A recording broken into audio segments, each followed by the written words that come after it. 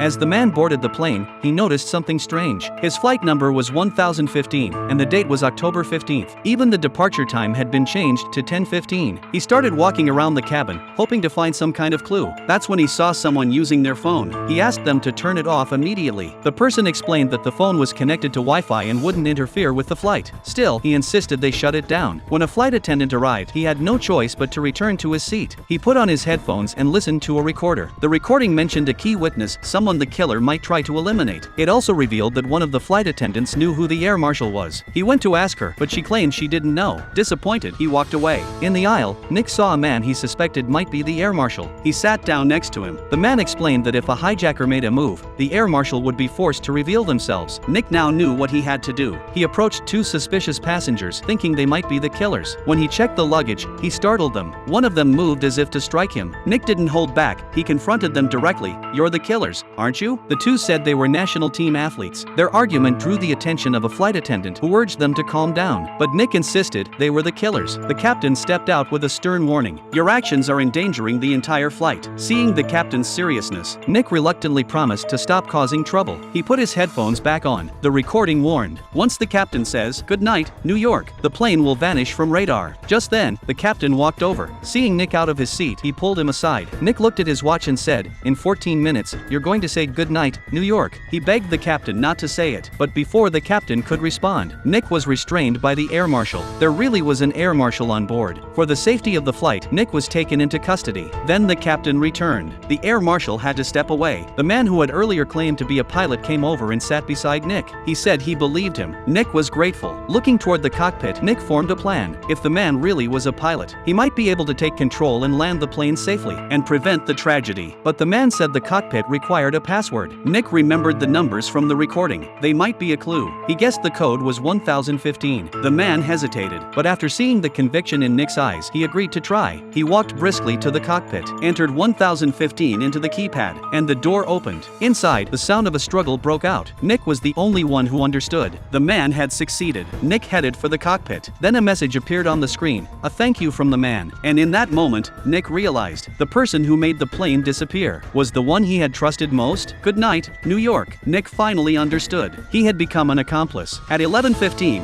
the plane disappeared from radar completely.